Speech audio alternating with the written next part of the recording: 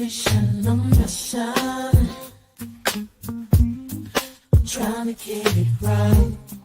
Transition, changing the way that I see life. Transition mind. I'm on a mission, trying to get it right. I'm transitioning my life, making a transition. Ooh, making a transition. Ooh, ooh, ooh, ooh, ooh, ooh. Making a transition. Ooh, ooh, ooh, ooh, ooh, ooh. Making a transition. Ooh, ooh. Transmission, I'm on a mission. On a mission, I'm trying to get it right. Changing the way that I see life. Transition in my life. On a mission, on a mission, on a mission. Hello, everybody, and welcome to episode 2 of Talk to Me. We still working on the title, but today we are talking to DJ Genesis. So DJ Genesis, talk to me. Introduce yourself to the people. Well, I am DJ Genesis Detroit. I am from originally Detroit, but I was born in New Jersey. And welcome. Thank you for having me. I didn't know you were from New Jersey. I was born in New Jersey. Orange, New Jersey. Wow. Yep. So do you claim Jersey or do you claim Detroit? I claim Detroit because Detroit had the biggest impact in my life. New Jersey, I like to forget some of the things that happened in, growing up in New Jersey. So just like Jaguar Wright claims Philly, I claim New Jersey. Right. And technically she's from Jersey, huh? Right. I think everybody wants to claim something other than Jersey. Everybody like, no, I don't cover Jersey. No, Jersey is something else. But shouts out to Jersey. There's some very prolific people that come from Jersey. Shouts out to Redman, Naughty by Nature, Queen Latifah. Right. And the whole Jersey crew. Shouts out to all the Flavor Unit. Yep.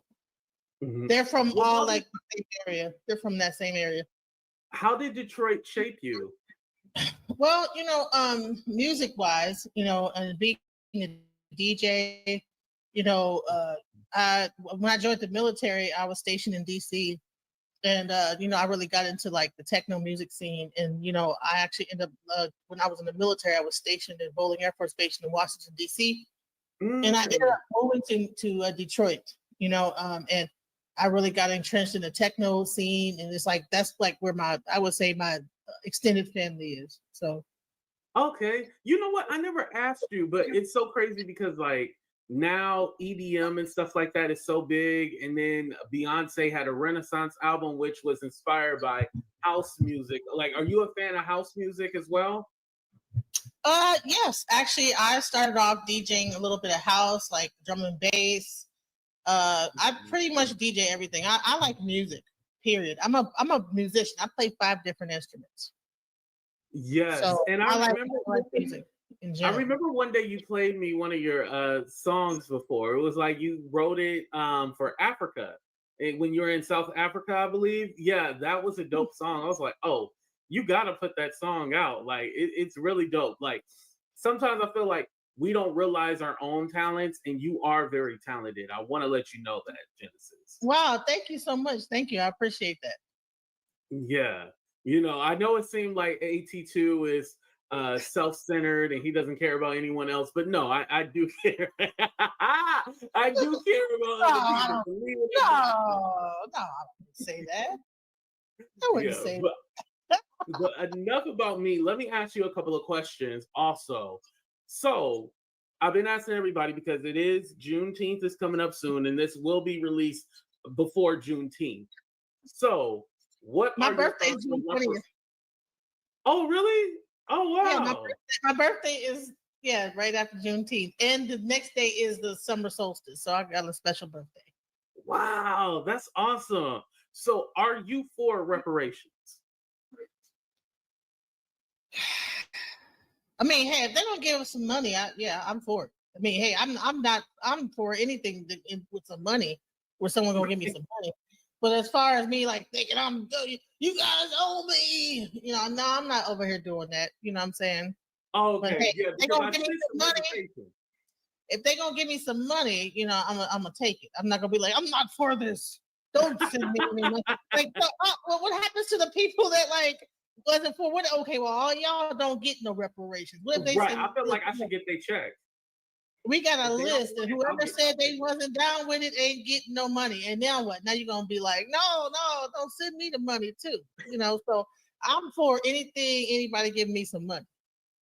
Well, not anything, and I'll be end up doing some Diddy stuff. No, not anything, not anything, but anything. Right.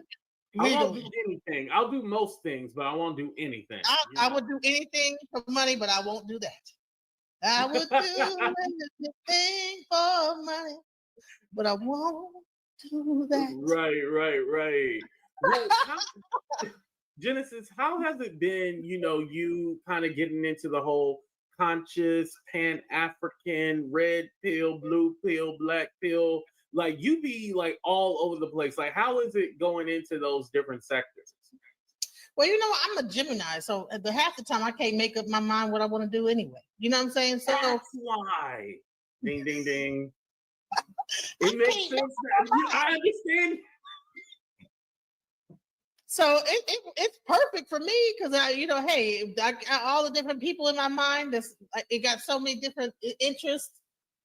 So 1 minute I'm, I'm saying, conscious. Next minute I'm on the hip hop scene. Hey, I'm doing a show right now here. Oh, I'm sorry. Can we take I'm sorry. Yeah, go ahead. Hey, I mean, I got a lot of different interests.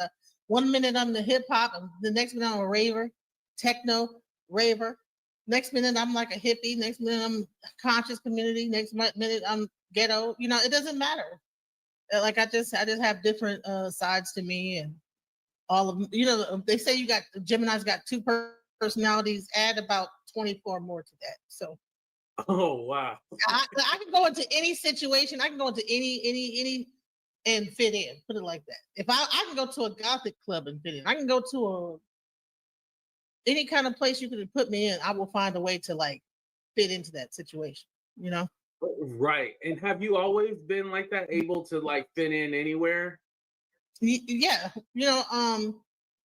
Not like, but back in high school, like the popular kids, I wasn't one of those. You know what I'm saying? I couldn't fit into the popular crowd. I was always like a geek, and always like the weird people that's the band geeks.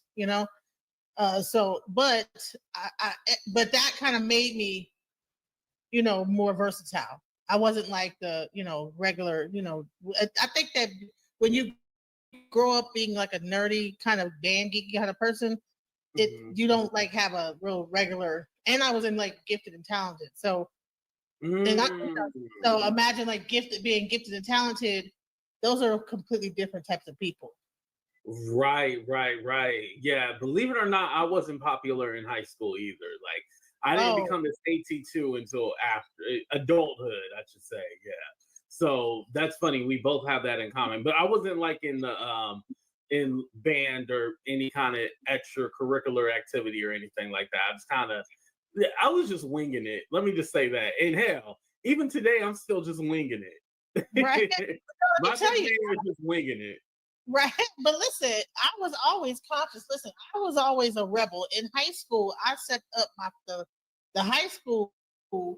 We was coloring pictures of Martin Luther King in high school. And I said, you know what, this is bull, SHIT. And so I said, you know what, I got parents, I got the students together. I went to the staff, and I said, we need to have some kind of a program for Black History Month. And I started the Pathfinders. After that, they have a thing called the Pathfinders Award at my high school. So I put together a play. Wow. And I rented out a temple, and we at the last year I went to high school, I actually rented out a temple and threw the play there because I was actually having the play in the conference center, and then the teachers would bring their classes and we would put the play on it. It would be different subjects like stop the violence or whatever. But I was president of the junior NAACP. So I already was on some like Black power, power to the people. We need to no, this is an injustice. I was already there in high school. Martin Luther Genesis Jr. Right. Oh my God. Like, black, I'm black, y'all, and I'm black, y'all, and I'm black, y'all. I was already there in high school. And I went to a mostly white school, so. Okay, I was just going to ask you about that. I went to a mostly white school as well too, but I wanted to more fit in and assimilate. You wanted to more so rebel. I wanted to like inspire people. I was like the one that if there was something wrong, I want to fix it. If there was, and just like I said, I was in like. They had this thing called Odyssey of the Mind where you would they would give you a problem at the beginning of the year. It was called OM, Mind Olympics. Have you ever heard of that in high school? No, I've never heard of that. Oh, okay. They would give you a problem and then you would solve the problem, and whoever had the best solution would win the thing. It was really geeky stuff. It was real, yeah. Oh, I can tell because we definitely didn't have that. So I was like, we used to like sing to "They Might Be Giants," Particle Man. If you ever heard of that song, Particle Man, doing the things a particle can. What's he like? It's not important. Particle Man. Is he a dot or is he a speck? When he's underwater, does he get wet or does the water get him instead? Nobody knows. Particle Man. That's the type of like nerdy, yeah. No, I've never heard of that, but it will be used in the teaser for this episode. So thank you. Complete dork. Like, I mean, that was, and we used to be, it was so fun. Like, we'd be like, Particle Man. That's the type of, that's how I grew up, like, real, but when I saw something was going wrong, I always felt like I had to fix it. So I was always that tried to fix stuff. It's funny that you mentioned that because I know when it came to the whole Nature Boy thing, you try to help out the former cult members and stuff like that. Like, do you think that's why you went? Because you felt like you wanted to kind of save them almost? Like, yeah, no, the whole agreement with that situation was that they were trying to get to Mexico. And he had children, and he had like what was it called? Child support.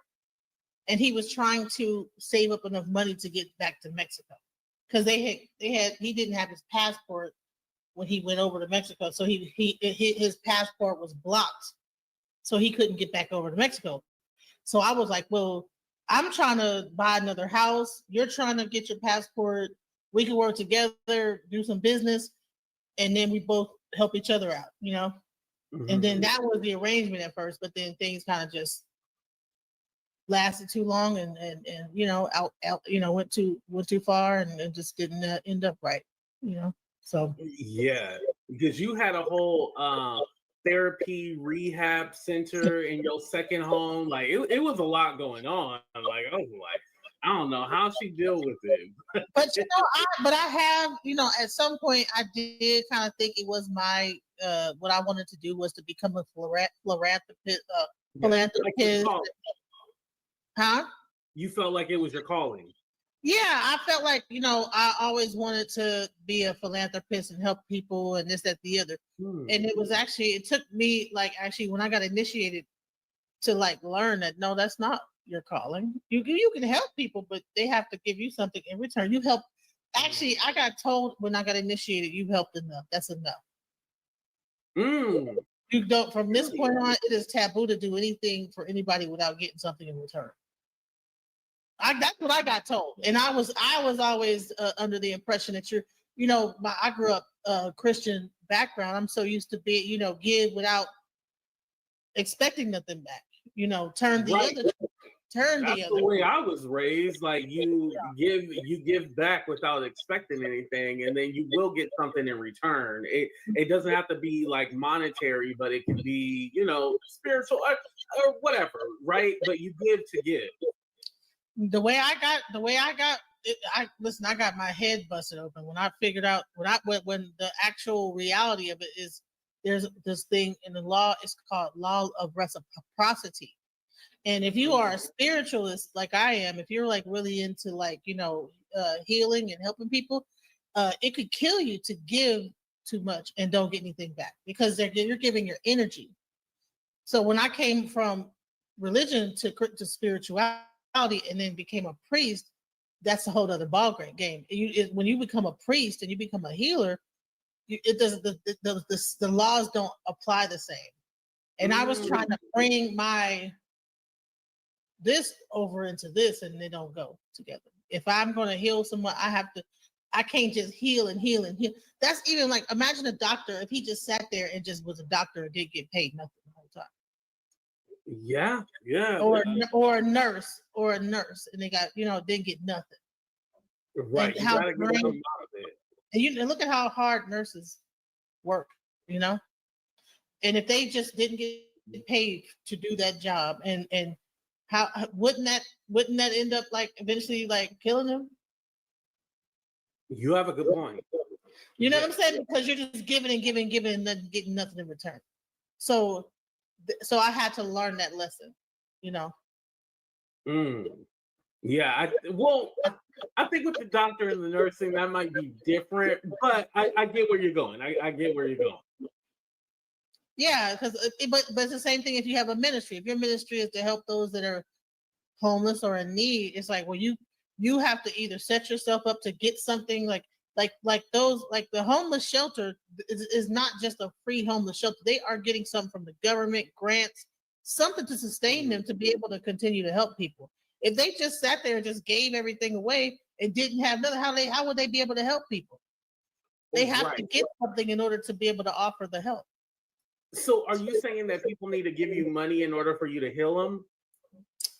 I think that what I would say is that there has to be some kind of exchange. It doesn't necessarily have to be money, but you have to have some type of exchange for what you're doing. Because if you just give it and then don't expect nothing in return, and you just keep doing that, you'll end up with nothing. Right. And how did you make that spiritual transition? Well, actually, my godmother, who's a shaman, she actually just recently was on 607 Unc. She's the one that was ringing the bells and stuff and doing that sound work on him. Oh, okay. That's Chief Yandaya. That's my godmother. Yep. Oh, wow.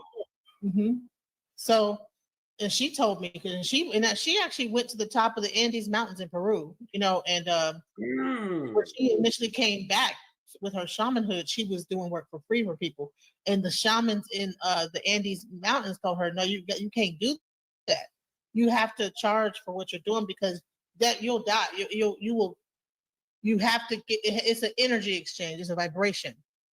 Mm-hmm. You know what I'm saying? I'm giving you something for my energy because you're already giving them your energy. When you're sitting there doing whatever it is and focusing whatever, that's you putting your energy into them and removing something up off of them. And you just keep doing that. Eventually, what do you have left for yourself?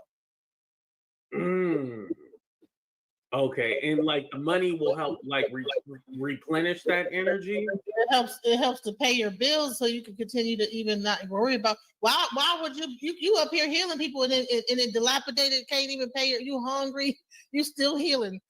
You just shaking them bells. You know what I'm saying? Come on now. Listen, I am mad at you. I'm not mad at it, but I'm hungry. Oh Lord, I wish I could get something to eat. Come on now. No, you gotta thank you for some money. I'm gonna go get something to eat after I get done working with you and do my next client. Hello. Hey, listen, you making sense to me. I can't be mad at you. You making a lot of sense. Yeah.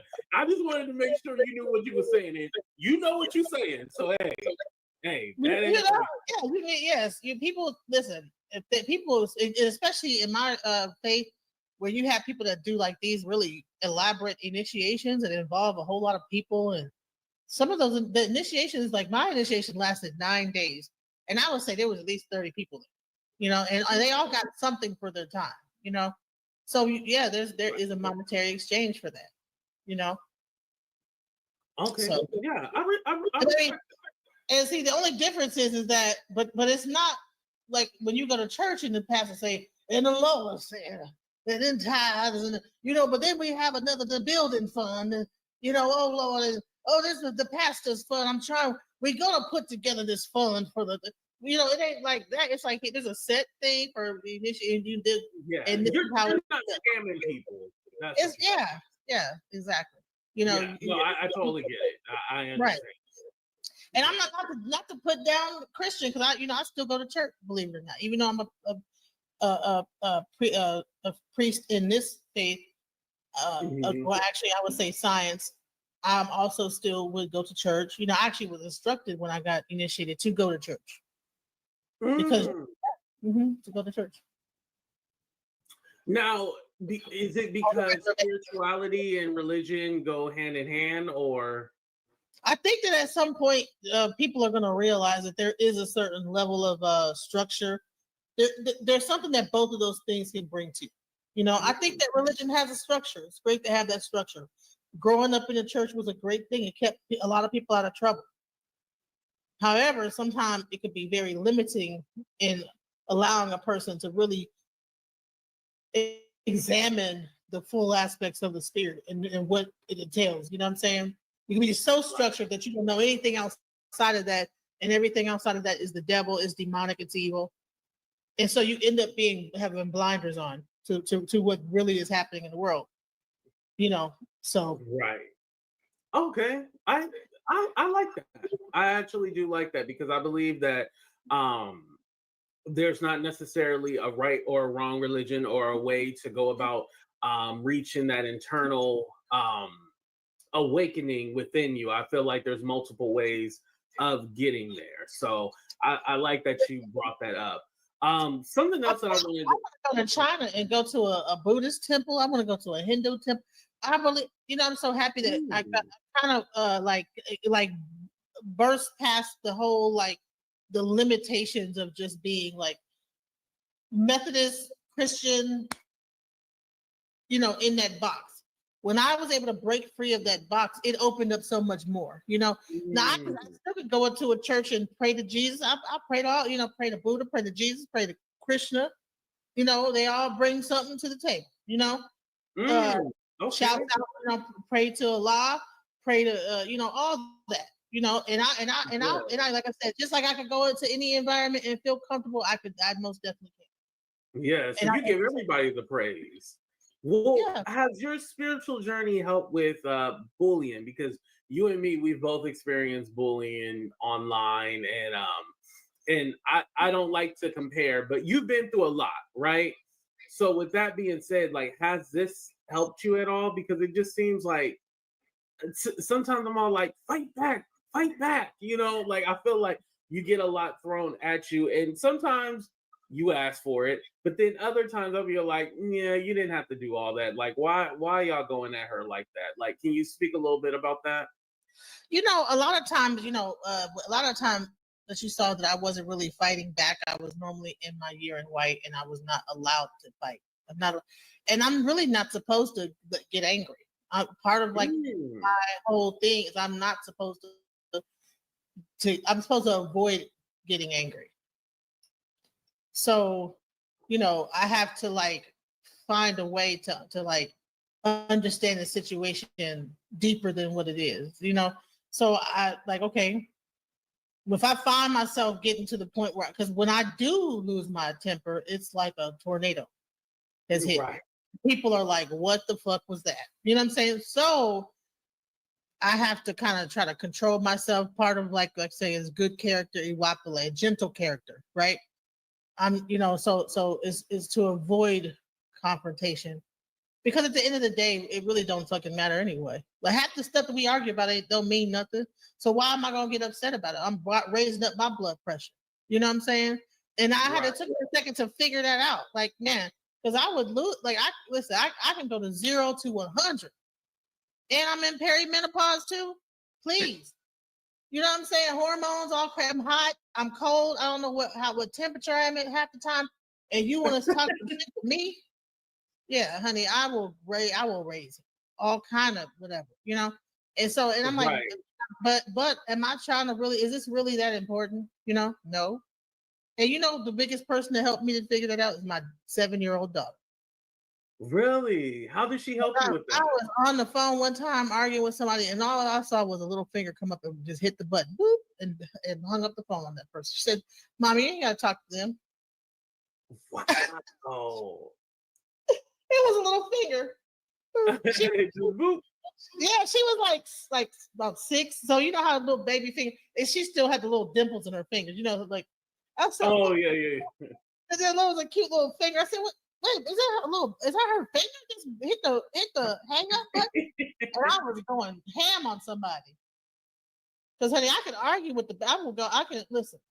I got all that. Listen, I'm from Detroit and New Jersey. I don't know what anybody thinks, but just because I talk a certain way does not mean I will not get hood and crazy. Right. So I gotta control all that, you know. So yeah, has there ever been a time where like the situation or like bullying got too much for you, or you've been able to handle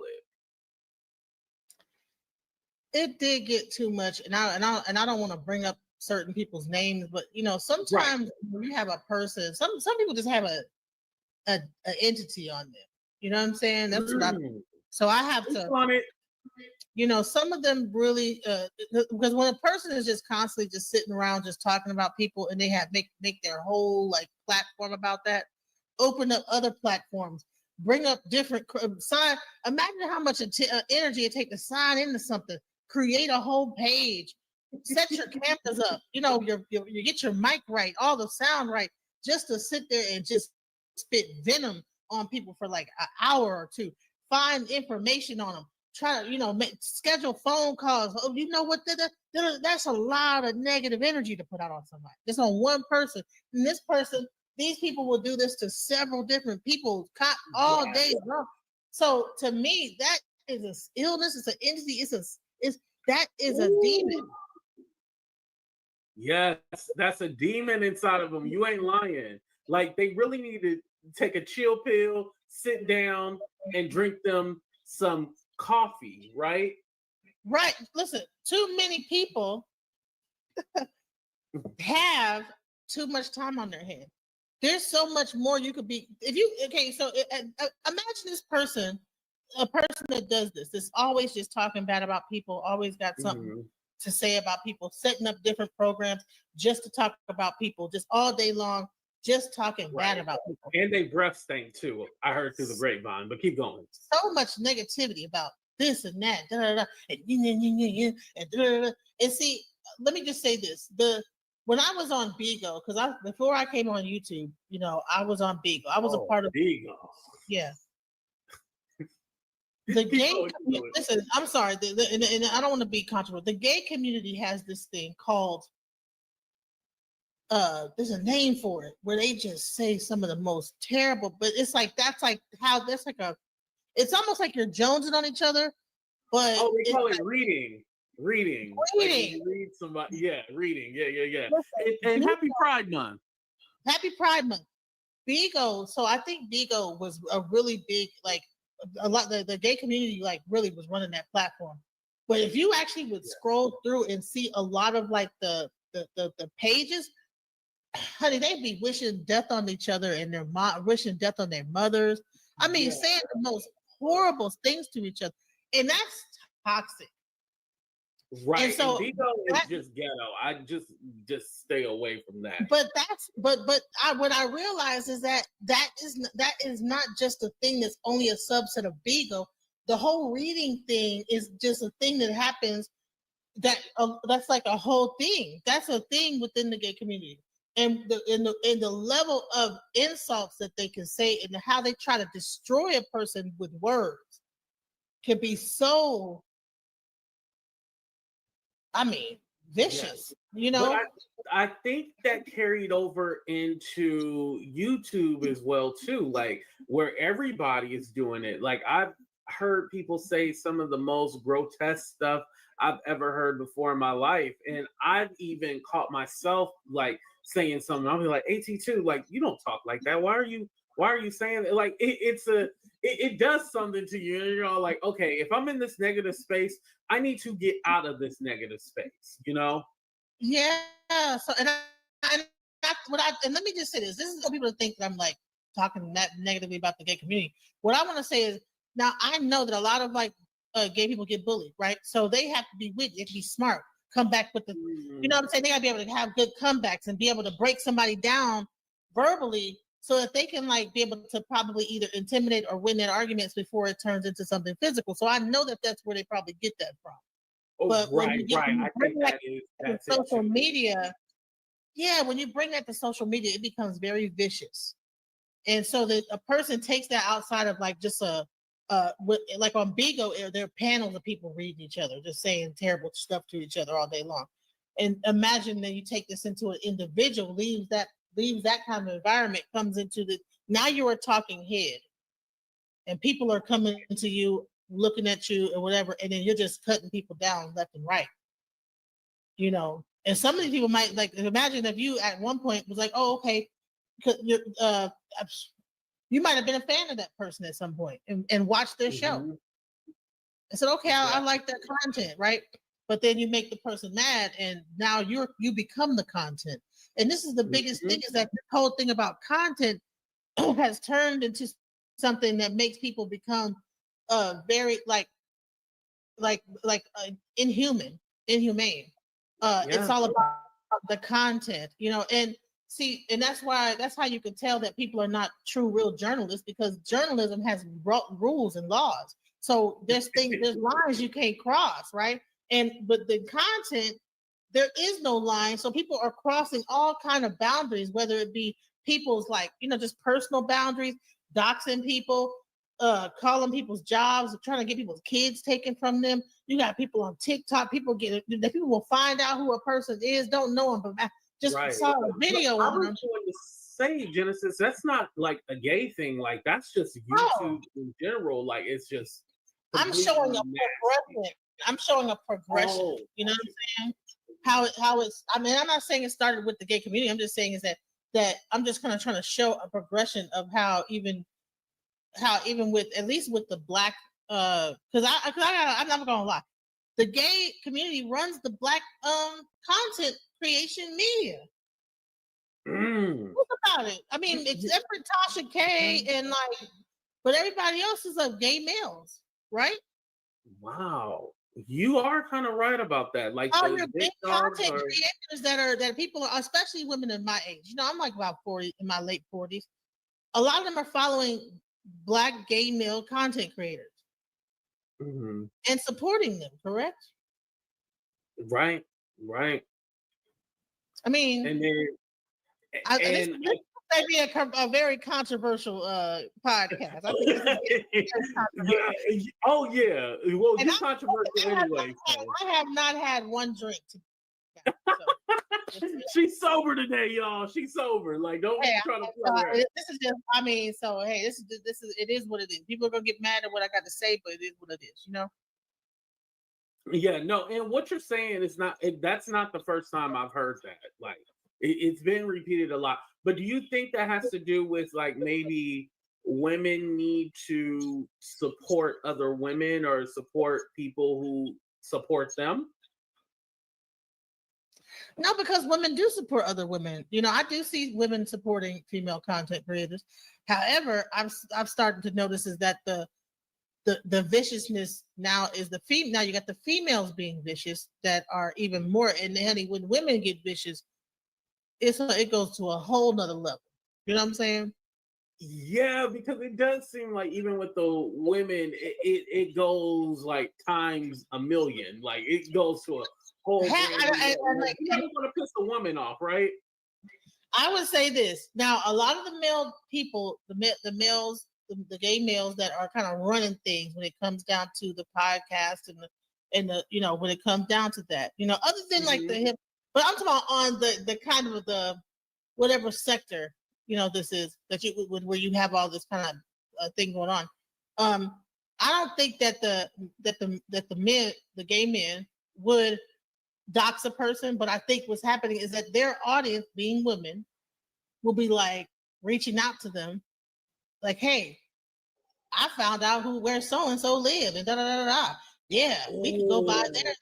And so now you get this. So you add, it's caddy over caddy over caddy over caddy, and all this is because they want to feel like some kind of like to feel noticed by this content creator. Like, oh, they noticed me. Right. Listen, I helped make that happen. I got that child. I made them that. Helped him get called CPS on her because I saw that type of crazy stuff, and it's sick. I'm like, bro.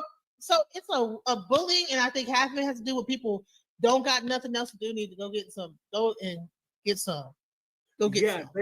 Internally, like in real life, and I've noticed this too. A lot of people come to the internet to escape their real life, and a lot of times these people's real lives are horrible. Like, you know, the one person that drinks coffee, quote unquote, they basically are a sex slave, and so they have to have an outlet to talk about people on different platforms and stuff like that. So it makes a lot of sense, you know. But also, too, Genesis, it's not just gay men. Terrible. I didn't know that. Oh my god. Yeah, but it's not just the gay men. It's not just the Black women. But also in the manosphere red pill, it's nasty too. Can you talk about that? But okay, I don't. Okay, you know, I have seen them kind of fight against each other, but they normally get over it. They'll have an argument and then get over it. But what happens is that they will start to, if a woman, and I've been over there and get cussed out with, you know, oh, you fat, this, that, the other. And I think that they do that because they want to seem cool in front of their buds and the men and all that stuff like that, you know. But they really want to fuck you though. Okay, I get it. Keep going. Listen, they'll say all that BS and whatever. If come on now, please. Yeah. Half these guys out here can't get none. That's why they so mad on Red Pill Manosphere. They're not getting no punani. That's why they on the panel screaming. You know what I'm saying? Please give me some. That's what's wrong with these women today. They're not giving it up. We need to set up the thing. They're not giving us no punani. And so now they put us have a panel and diss women all day. Then for some reason you get a married guy, Anton Daniels. Why is his married ass keep getting on panels talking about single women? I would feel offended. Where is his wife? That's what I want. Where is his wife? And he will get onto a panel and cuss somebody out about that whole thing. No, not cuss, but diminish and belittle about these manosphere talking points. But bro, you're married. Why aren't you traveling the world with your wife? Yeah, and be all like in 2 and 3 in the morning. Like, that is crazy to me. Bro, to me, you should be doing some blogging about your family. That probably would even get more money. But you know, something that I paid attention to what you were talking about was like, with the manosphere, like, yeah, it is nasty and disgusting, but it's more like a reaction to I'm not getting any, or I'm doing this for clicks and views or for clout. So it doesn't real. It started with the incel movement. It actually started with white men. The incel white men, involuntary celibate movement. And then that Jordan Peterson and that other dude, Andrew Tate, and all that stuff like that, trying to help men get more women. And then somehow trying to help men get more women started making men start talking bad about women. Well, this is what's wrong with these women. And it's like, well, no, you're just weird and nobody wants to fuck you. Sorry. Right. And it's like, sometimes, do you even like women? Like, the way you like talk, like, you just be like, listen, like, even me for a man, like, what I see, it kind of just like entertainment to me. But I can see for a woman how they can look at this and be like, oh, this is disgusting. Like, I highly doubt, just like Anton Daniels, like, I don't think he talks to his wife that way or he be saying that stuff. I think this is literally, he's a grifter. And I think this is the grift, because his new grift is to be pro MAGA. And so what I learned, I'm about to give the secret. You ready? Mm-hmm. So you know how like a lot of the manosphere channels were getting shut down and stuff or demonetized? Well, they found out a go around. Their go around is to mix in the politics with it. That way they're able to still say, you know, their talking points about women need to do this and that, but they'll push it politically. That way it's not coming off like hate speech, which is very smart. Yeah, I think that's what Myron's doing. He went and became like this big Trumper, and then now he's talking about. He even wears white hoods and call people the N-word, even though he's supposed to be Sudanese. Like, yeah, he's weird. Like, I'm all like, why? What's crazy is that I believe that the majority of what Myron is talking about is really about like is Islamic rhetoric. He's really talking about things from an Islamic standpoint. And he's mad because America's not acting like an Islamic country. It's like, you're not in an Islamic country. Go to Sudan and tell them to do that. Don't come over here this is not the Islamic country. Right. And to tell Black people what they need to do and what they can't do and all this other shit. Go back to your country and make it so great. Why are you over here talking about us when you should be over there helping your people? Go to Saudi Arabia and tell them how to do it. You know what I'm saying? That's where the women are suppressed. Listen, he won't make it out because they ain't gonna deal with his disrespect. That's the other thing. I don't think that he would be disrespectful in Saudi Arabia. He'd be right at home. But the thing is that he likes the controversy. Because my thing is that why is he at the Diddy trial? Right. And that's another thing too. Like with a lot of these people, they're just about chasing. Thank you. No matter what it is, you know what I'm saying? So it's interesting to see a lot of this like this. And so I believe that the whole Myron Gaines thing was a bullying tactic against Black women because he would always attack the Black women on the show for some reason. And now he's at the Diddy trial for I don't know what for, probably trying to find something else that Black women did wrong when it's not even Black women in this case. Well, I was going to say that's another example of Black women going on his show. Like, I don't think he gets Black women support, but he'll have Black women on his show. And it's all like, have y'all not seen his show? Like, why would you go on his show? Probably because he gave him some money. And that's the biggest thing is that people would, just because somebody gave you some money is willing to just completely, just do anything. I mean, that's what this whole case is really about with Diddy is like, man, just what you would do for money. You know what I'm saying? And I would do anything for love. You know what I'm saying? And they getting on Myron's thing just for money, just to look stupid. And then here's another thing. A lot of people I think that people can be kind of, what's it called? Tone deaf. You know, they get on these shows like what's her name? The girl that does the dating thing. And they really are so like Kendra D and Kevin Samuels when he had his show, Pop the Balloon, all these different types of shows for clout. They think that they're going to become famous, and so they'll put themselves out there looking crazy as I don't know what, and become a viral moment looking like a fool.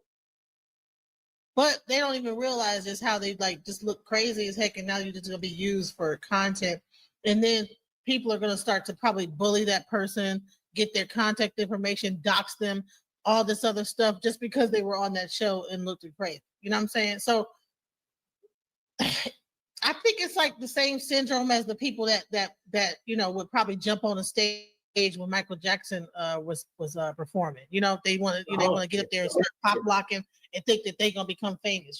Just that kind of mindset, right?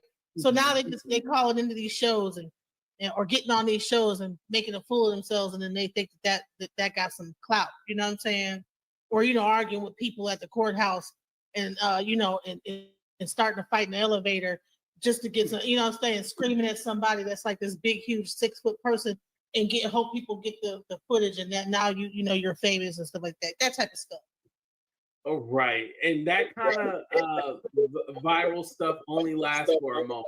That doesn't give you longevity. But hey, that's for them to figure out, Yeah, it doesn't give you that's not something to be taken serious. You're that's more the Inquirer.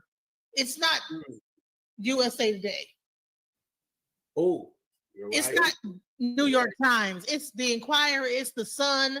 It's all that In Touch magazine level stuff. It's not New York Times. It's not CNN. You know what I'm saying? Right. You might be on CNN, but it's gonna be like, this fool just did this, that, and people are over there in. Man, I don't know why I'm getting onto this trial so hard. This is a thing where you take online and you bring it in person. I think this thing is like a case study. You know, it does seem to be a case study. Listen, all these people have been online, and now you put them all in one spot. Let's see how they act. It's like Big Brother. Listen, all the regular media, the people that's serious are across the street in tents. You know what? Yeah, you're right. Ever thought about that? Why? So why aren't the YouTubers also got their own tent and set up like that? Why? What is it about the content creators that when they enter in with the public? They don't enter into the media.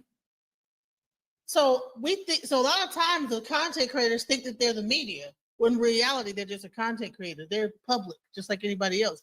And so when people who are watching these public people, they begin to idolize them and forget. You know what I'm saying? And then you get all this bullying that comes along with it, because they're trying to get in the good graces of this content creator who's really just the public. They're really just me and you. Who just happen to have a camera and a microphone and be able to, and a light. Right. Hey, you can do it too. That's right. Basically the message. Right. You know what I'm saying? You know. Now when I start making $1 million or $1 million a month off of this, I'm not the public no more. Y'all can kiss my ass. But right now, I'm just like. Right. Well, Genesis, before we get ready to end the show, I do want to ask you this. If you had one wish, what would that wish be? You would be my boo, promise to love you. No, I'm just saying. If I had one wish, I would have $10 million. Okay, why 10 million? Because then I'll be able to take that 10 million and do everything I really want to do with that money. That would give me enough money to do everything I would want to do. You know what? My wish, I don't want to put a number on it. I just want to say an endless amount of wealth. Yeah, I want to put a number on it so I can have that number, because then I could always make more after that. True. That's a goal. You gotta set a goal. You gotta put an exact amount on it so that the universe can start to know exactly what to give you and start to work towards making it happen. Okay. That's how you manifest. 500 million. Okay, there we go. I'll put a number on 500 million. You gotta now you put that out there, write it down on a piece of paper and forget about it, right? And then actually the next time, then you write, make your brain think, okay, if I can't do this, what can happen? There's a whole, I can run this whole thing down, manifest techniques. Yeah. Yeah, manifest. Write it down, do a vision board, create make your whole screensaver in the background, flash that, and so it makes your mind subconsciously work toward it. I like that. That's what we should be talking about rather than this bullying. I'm not saying that. I'm just saying the more content creators need to be on that, how to come out of the matrix, because all this stuff is a distraction. All these trials, all these so-and-so is arguing. You hear what so-and-so said?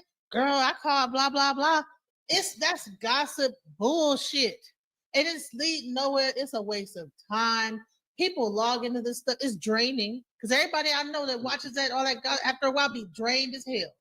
Yeah, it definitely gets draining. You're right. They have to stop. They have to take a break, because that is so much negative energy. That is a lot of negative energy to sit there, man. Because they're probably getting calls all day long. Man, I heard it. I heard that. I heard, well, girl, you gotta have the same energy of what somebody else heard about this every time you pick up the phone, because you don't want to be rude. Of all these people coming and bring, hey, check this out. You know what I'm saying? well, check this out. Oh, you know, so and so. I got her address. So here's their court. She went to jail, and here's her picture of her in jail. And at first, it's probably exciting, but you do that for like years. Yeah, that's a lot draining. That's why you get sick. Oh, nobody has to put a spell on. Nobody has to put a spell on. Even with a certain person that has their own algorithm. You know what I'm saying? Nobody got to do no negative work on that person. That person is the work. You know what I'm saying? The energy they put out is the work. You know, that's a lot of negative to put out. Constantly talking about somebody and what they got going on, and instead of like, why aren't you talking about how to help people to do something?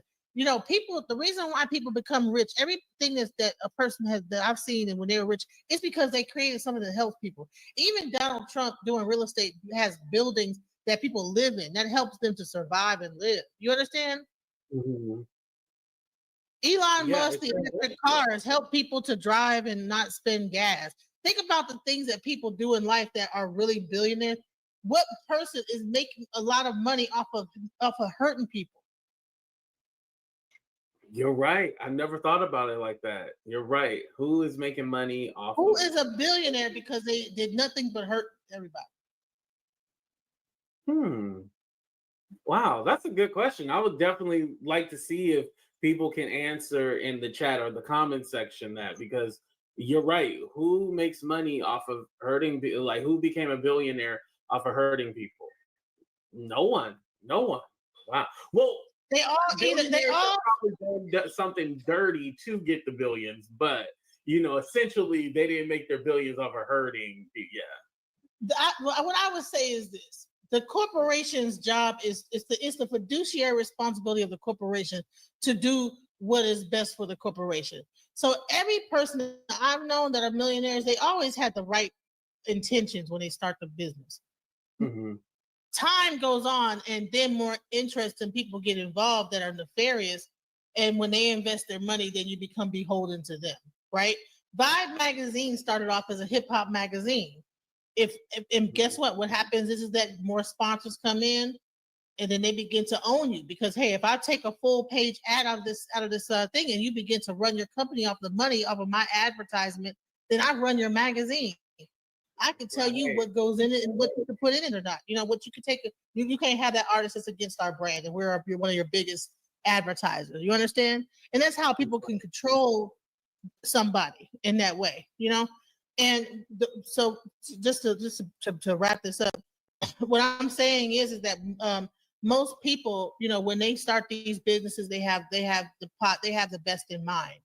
I don't think that people purposely come out, let me create this so I can destroy the world. And in their mind, they think that this is supposed to help people in some way. Oh wow! Think about everything. Facebook, they was trying to help the people in the college talk to each other.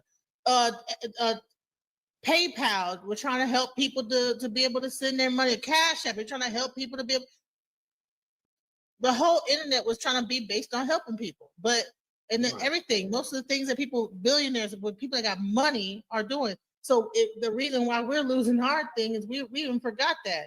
Sitting around talking bad about people, gossiping with each other, that ain't helping nothing. That's why these people are stuck. They can't get no further because who could use that skill set? Right, you can't use it for anything. Yeah, and I think the important message is to, lead with love. Like, we need more love in the world. All this hate and talking bad about people, it only gets you so far. And I think we forget as human beings, like, other people are human too, not just us. Other people are human, and we got to remember that and make sure what we put out to the world, we're making sure that we're respecting, we're loving each other, and we're showing each other like what we can do and what we can be about. I think a lot of times we don't realize that community is the most important thing, and hopefully we're able to build community. That's more of what I would like to see. So, and Genesis, I'm a software engineer, and I help people. I've had my business since 2004. It's called Inner City Creative Group. I've built websites, and my whole thing was about if you look at the bio on my website, it was about, that there's X amount of like small businesses in Detroit. And my job, I wanted to help people to be able to build their website to be equally as good as any major corporation, right? Excuse me. I want them to be able to have campaigns and look the same, right? Mm-hmm. And that's when I started my company. And I still have my company since 2004. And I've worked corporate, and I still help out small businesses. So if anybody needs a website, that's what I do for a living. Other than DJing, other than, content creation, I'm a software engineer by trade. I could build out any type of web application. Excuse me. You better let them know. Yeah. Anything you could think of. I also do AI and all kinds of different stuff. So people don't even know that that's what my real trade is, because I'm a software engineer. Right. They think I'm do taxes and stuff like that. But yeah, I do. That's what I thought. Yeah, I thought you just did taxes. So please check out my website, Inner City Creative Group. When I'm not doing software engineering, you can find me at DJ GENESIS Detroit. And that platform is really about helping people. It's really about diving into spirituality. I've talked to the Moors. I've talked to the Hebrew Israelites. I've talked to the Babalawos. And then I've talked to the lawyers on the Diddy trial. The lawyers that are discussing the Diddy trial. I try to have a place that when you're tired of watching a lot of negativity, that my thing is like an informative place and is positive, So I do want to like just say that. So thank you guys so much. Yes, and thank you for coming on the show. I appreciate you. Like, this podcast is new, so just you willing to do it with me. I really do appreciate that, Genesis. And I'm pretty sure people get to know a different side of you. I think there's a lot of confusion when it comes to you, and so hopefully we're able to clear up some of that confusion. And like I said, like, people don't like I said in the beginning, like, people don't realize how talented you are, and so just keep doing you and just being you. Like, that's all I can say. Keep doing you and keep doing you. And people need to stop taking this online thing so serious.